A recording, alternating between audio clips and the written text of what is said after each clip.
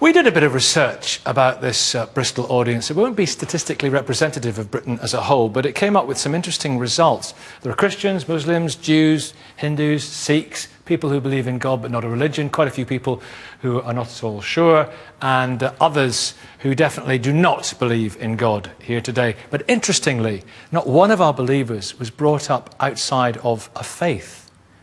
So it would seem that what you're led to believe as a child is absolutely critical in whether you will become a religious adult. So, should children be brought up in a faith?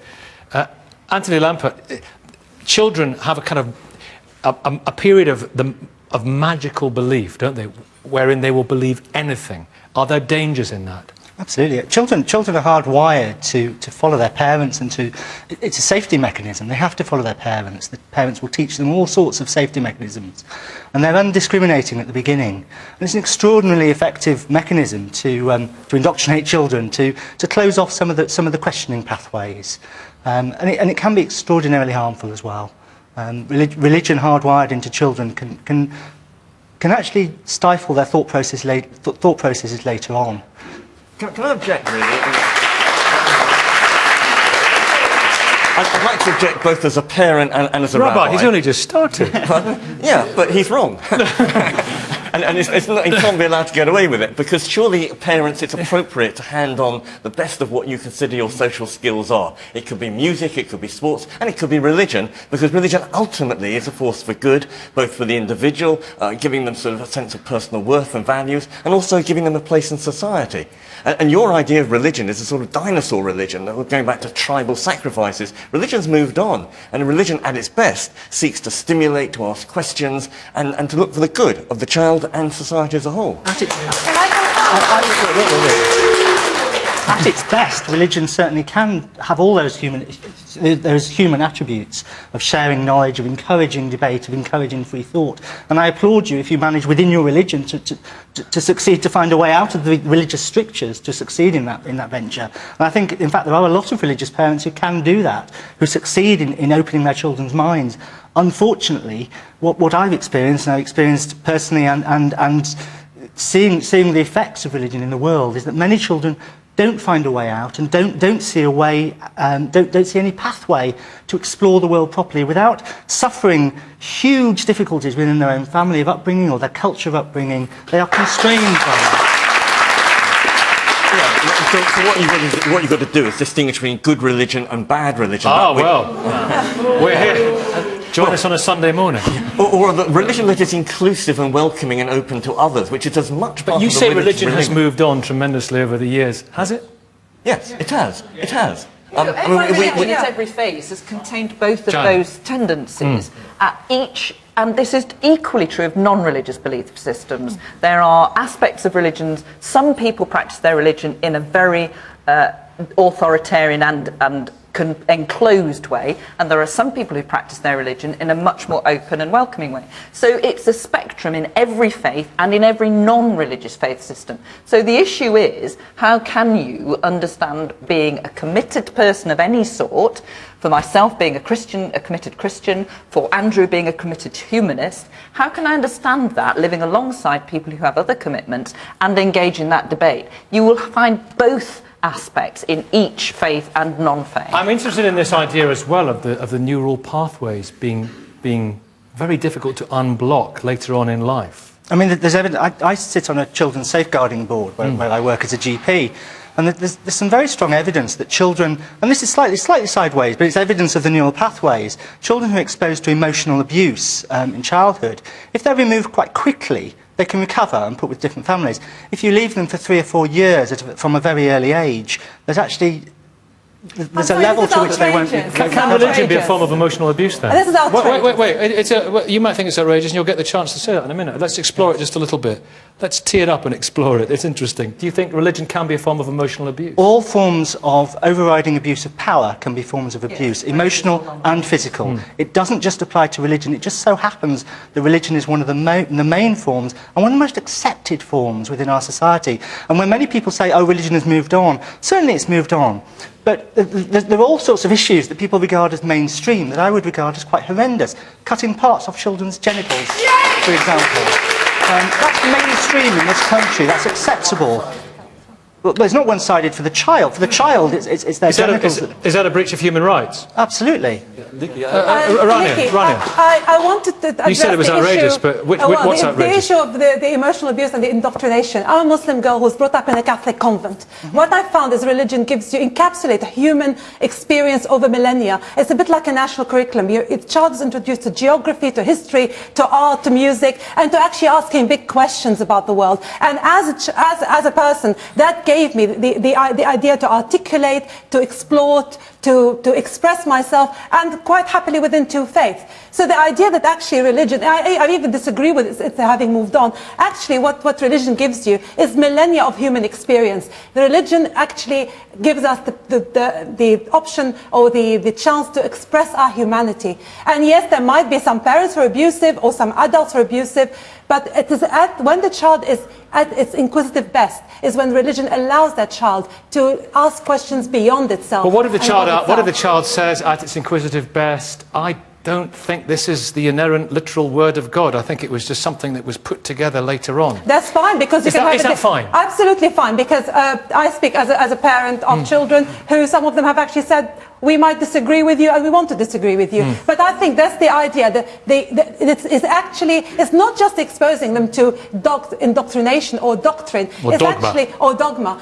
Religion ask of its adherents to question, all religions are of its adherents to question, and ask them to question big issues to do with metaphysics, their place in life. But that humanity has got it through millennia of religion. It's about time the humanists actually admitted to the debt they have to religion. All right, well, hang on a second. We're just over here. We'll be with you. But Andrew Copson, you've been referred to twice by name. Okay, I think we're talking about two different things. I think that Rabbi Jonathan Romain is quite right to point out that no parent can escape from, and in fact they shouldn't try to escape from, their obligation to their child. If they are part of a certain culture, they're bringing their child up in that way, they will use the best resources they have available to do so. And if that's a human right. Yeah, it is. Whether that child is a Muslim child or a Christian child or a Mormon child. Children to be described in that way, I think, is not necessarily the most useful terminology. Why not? Because because in the sense I knew you would say that. Yeah, I know, that's why you said it. Well, there's a sense, let's be clear, in which, of course, very small children, I remember coming home from a school mock election and asking my mum, am I Labour or Conservative? And so there's some extent to which, of course, children are always going to associate. She said neither. But there's always an extent to which children are going to associate, with their parents to some extent. But as children grow and mature, I think it's the obligation of parents to be able to lay in front of that child the options that exist in the world and to equip them with the skills to make their own determinations. And I think you can provide a child with that sort of upbringing, whether you're religious or non-religious, in fact. But I think that's separate from what Jonathan is defending. Now, Reform Judaism, for example, to me would be a very good example of a sort of religion which resides very much in community and cultural feeling. Yeah. Whereas what Antony is talking about is the sort of religious upbringing that would enforce certain codes, certain ways of thinking, certain doctrinaire and dogmatic ways of thinking. For example, if you had children who were raised in very exclusive brethren families, for example, then there's good evidence from studies of children who are raised in very exclusive, closed-off sects. Protestant sects, as you would call it, who have real difficulty engaging in the future with their life. There's good evidence that people but currently our schools are actually imposing doctrinarian ideas around environmentalism, around healthy eating. Children are feeling guilty if they have a burger and chips. So the idea that religion is the one that is indoctrinating kids. I don't think children are feeling guilty if they have a burger and chips. Gentleman here straight away. You put your hand up. And I'm going to do the idea. I want to pursue the idea you said about the genital mutilation a few minutes ago as well. Can I just say, I don't think that's quite what he was saying. What he was saying was that parents have this sort of inherent inbuilt effect on their children, whether they're religious or non-religious. So that's going to be there anyway. What we need to do is accept that, I think, and then make sure that the religious education they get after that is good. And what about this idea of that it's an absolute violation of someone's human rights to cut a part off them when they're very, very little, before they're in a position to consent or not? Because I saw Jonathan went bright red when you said that. I mean, and I absolutely share with Jonathan that I think it's very important that parents share their values and beliefs with children. That stops where the parent's body stops. The child's body is somebody else's body. Many children will leave the religion or culture of their parents when they get older. It's vital that you leave them sufficient space and actually leave them their body intact in order that may I just finish? Of a child's right for a parent to take them to the barber, the hairdresser. I'm not. Do you think it's the same? Going to the barber? I'm asking the question. Perhaps I could reflect. Perhaps I could reflect. Okay, Antony, Stephen, and Antony, go on. Yeah, I mean, I'm afraid that's just a nonsensical parallel. Well, I refer you to the FGM legislation. Do you say that it's okay to chop parts off girls' bodies? I think it's ridiculous to chop parts of anybody's body without their consent. Of a child's body. You do think it's wrong. All right, Jonathan, Rabbi Jonathan, you want us to get real. Yes. Chance would be a fine thing. I'll try. The one thing everybody knows about Jewish parents is they are neurotic about their children's health. If for one moment over the last 5,000 years we thought that it was endangering a child physically, psychologically, emotionally, it would have been dropped. Absolutely, along with animal sacrifices. Okay. We don't do it because we want to harm the children. Points. May I quote Maimonides from the 12th century, who knew that it reduced sexual satisfaction, What? How many children do Jewish parents have? And number two, there is a code in Jewish law that says if you've already had 2 sons who've died from ritual circumcision, and believe me, children do die from this operation, this unnecessary, non-therapeutic operation, you no longer need to circumcise. This is the 12th century when every other child died in childbirth anyway. And the fact is, there is current research. There is 21st century. In the 21st century, 2007, in the British Journal of Urology International by Sorrells, there's a good paper on sensitivity of the penis, not being rebutted. You speak to people. I'm afraid people who are brought up in these communities don't know because they've never known. If you speak to people within these communities... Stephen Law, let me bring Stephen Law. You've written a book about this. You've written about What's your book called, Stephen? The War for Children's Minds. Ah, you're right on this then. The war for is this a war for children's minds? Is it dangerous to implant this stuff in a child's mind when that child is at their most credulous? What we've heard are very liberal voices so far this evening, and not everyone is quite so liberal. This morning. It seems to me that it's important that we encourage children to think and question, and everyone's signing up to that here. Yeah. But I think it's particularly important that we don't raise moral sheep, if you like, individuals that might do the right thing whilst they're being led in that direction, but when someone else comes along and wants to lead them in a different, darker direction, they'll follow that leader too, because they don't have the inner resources they need to think for themselves and make their own moral decisions. So it's important we raise citizens to be independent, critical thinkers, and most people here seem to want to sign up to that. And if it is that important, then let's make sure that every school, state-funded or not, is ensuring that children are thinking critically and independently about these kinds of issues.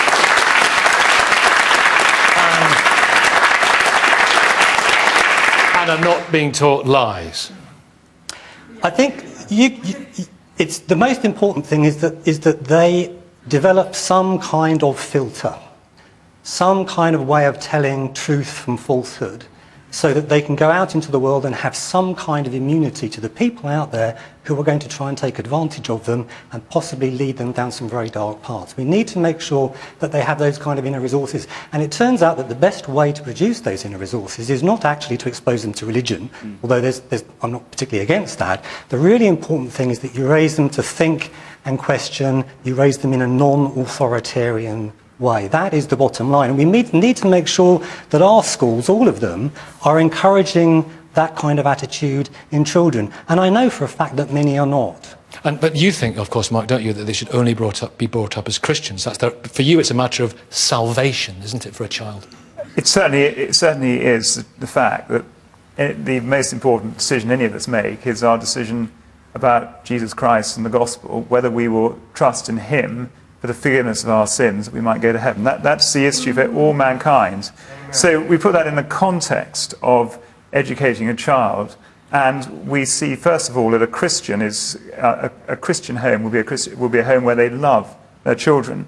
And this is a point that was made by the doctor opposite. He said that he's aware of emotional abuse. You won't have emotional abuse in a loving household, and that's what Christianity gives you. Non-religious households are less likely to give you that same degree of love. Now, love... There's just no evidence. Love. Now, love requires that you give somebody freedom of choice. And freedom of choice means that you don't force something down someone's, but you give them the information, as we've all discussed. But if you have children, you may have children one day. You're not, I don't know if you're married. I'm not married. But you're not married, but if you have children, of course you would be married. Yes, I would. But if you were to have children one day, for you, their Christian education is a matter ultimately, because you love them so much, of their avoiding hell. No, well, yes, of course it is. But the way you do that is to give them the information to make the choice, but tell them that if they're going to make that choice, it's going to cost them a lifestyle choice, and they must make that decision for themselves. I would certainly not want to make it for them. But I think all religions, that's what they aim for. They aim for their adherents to actually make a choice. The idea is you are accountable for your actions. And I think religion does teach criticality, does teach critical thinking. As a Muslim who grew up in a Catholic convent, we were encouraged to think critically, both in both faiths, and it's about making that choice. So religion does give you the option to start thinking and making choices. You were going to come back on Mark just a second ago. We're going to go on to faith schools in just a second. I think that defence of Christian upbringing in the home sort of exposes one of the deep problems with raising children to see religion and morality as too closely linked together. If you raise a child and say, here is the religion and morality is part of this, and it's very dependent on morality, and later in life that child rejects, and statistically they're extremely likely to do, rejects the religious belief,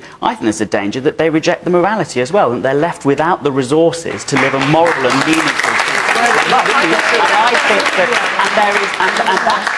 that's why when people say, what's your problem with religious schools, because lots of people who leave them aren't religious, that's why that's not a good response to objection to religious schools, because the fracture from leaving beliefs behind can be as damaging as growing up and not questioning them. Because all that children are exposed to in a whole range of ways, which by television, school, the lot, is that there are a range of ways of living your life.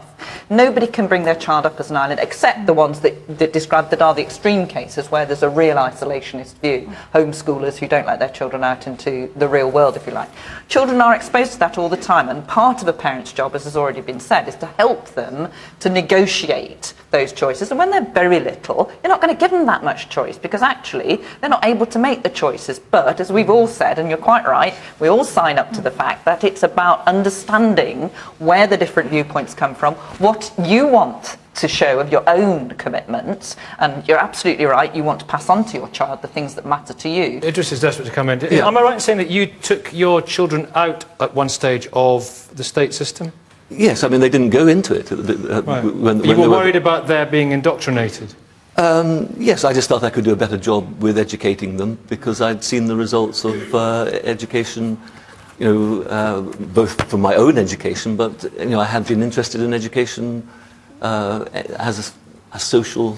What were you worried about that they might be inculcated into them? One thing which I was worried about, which I think is something which has not really been mentioned, which is about giving children a language of the inward, of opening neural pathways that if you don't open them at the time when they're sensitive to those things, they don't have that inner language to make spiritual judgments. And I would say that I, myself, in my own life, are an example of that. I came from parents who never expressed any spiritual, religious, they never talked about God, but in their wisdom, they sent me to a Bible class, a Sunday school at the age of 5, and then they sent me off at the age of 8 to a kind of a prep school that had, very definite Christian kind of ethos, and we used to sing hymns. And I don't think that I would have had that language of exploring my own inward, which actually, ended up with me becoming a Muslim, if I had just been left in the hands of my parents, because they didn't have any language for that. Your pathways were blocked. My pathways would have been blocked if I hadn't been for the intervention of the Christian education. Antony. Yeah, you're talking about the wonderful human love and support and guidance of parents. And I'm afraid I do object quite strongly to hear a statement that can only come through any one particular belief system. I think it can come through a variety of different ways, including religion. As I say, I think people sometimes have to push quite hard to find it within certain strictures of religion. Some religions are more broad-based than others. I think that's wonderful that your parents loved you and showed you love and support. Open up the pathways. What I worry about is I think they did it inadvertently. I don't think they had any. They just did it because everybody else sent their children off to Sunday school. It's an unintended consequence. So they did it kind of. I want to move on to faith schools in a second, but finish what you were saying, Anthony. I'm not sure I have anything more to say on that. If you finished, I think I have. Well, Yes. if you finished what he was saying, deserves a round of applause. Ladies and gentlemen. Faith schools. Faith schools. Rabbi Jonathan Romain. This may come as a surprise to some people. Why are you so dead set, absolutely against faith schools? Well, as you just heard, I am very much in favour of faith, but I'm actually concerned about faith schools because of their effect. Now, I know that people who run them may have the very best intentions, but the actual result is you're dividing the children. And we wouldn't dream of doing that by colour, school for black children, school for white children. Why are we doing it by faith? And of course...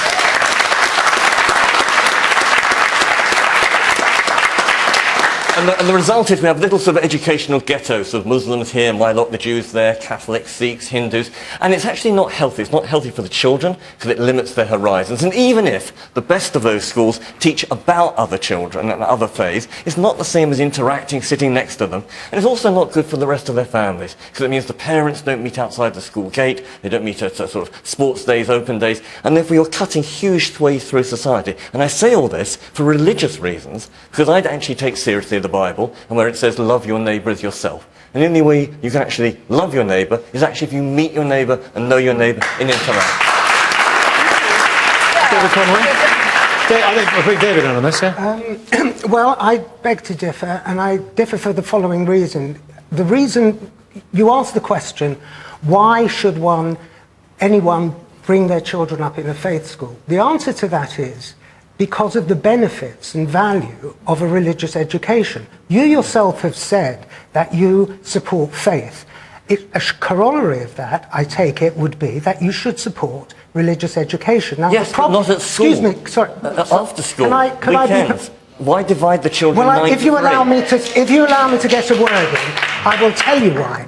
Because of the differences that there are between faiths and the impossibility of bringing children up in any one faith simultaneously in a class, in a school, at the same time as you are seeking to inculcate and nurture every other faith that there is in this country. I disagree with that. Excuse me. We do it. No, so they're irreconcilable. Yes, absolutely. It's a tower of what you will get is a Tower of Babel. So and not only that, there are walls between.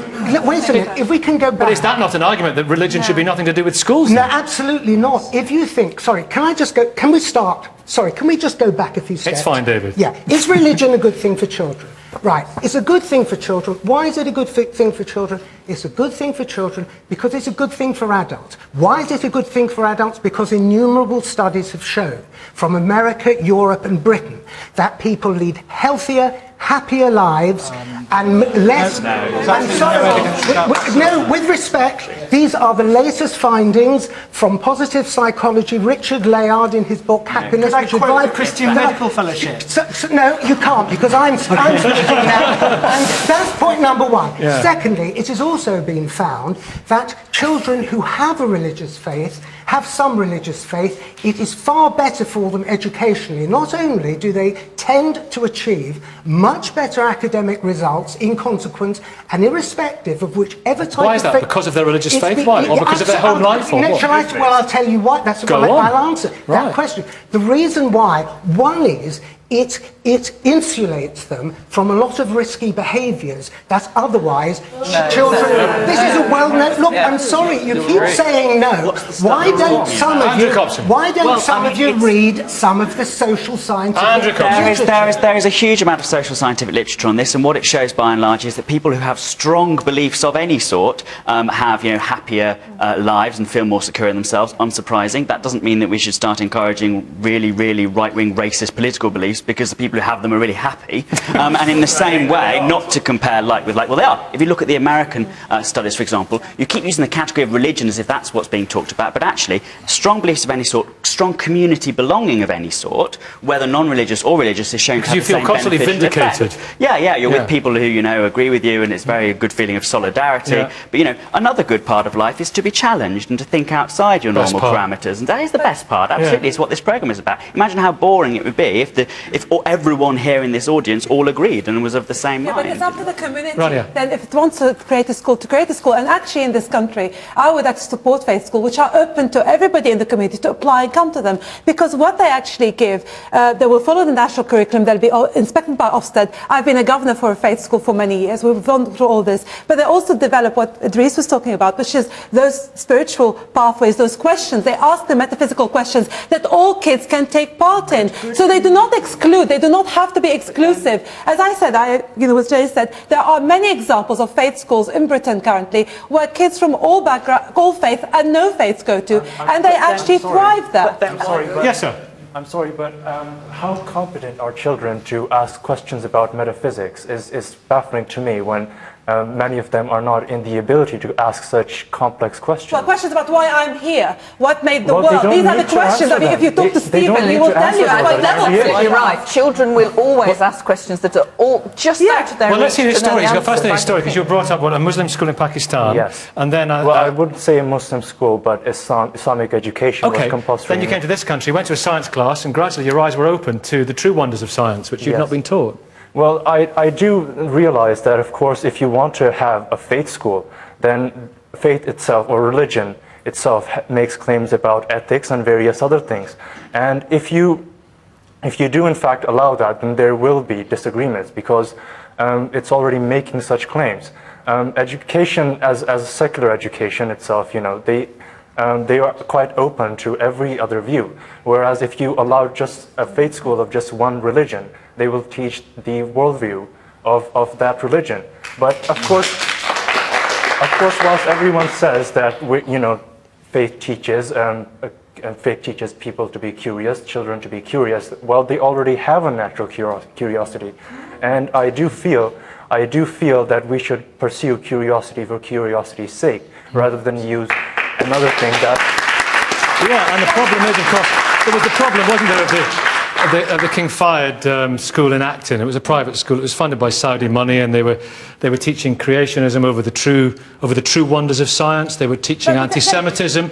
They were teaching that Jews should be called pigs, and they were teaching that women should be in their place. But that's not to do with the religion. That's to do with actually that's completely erroneous because the Quran does not teach creationism. Well, you're denying, if you read, can I finish? If you read the Quran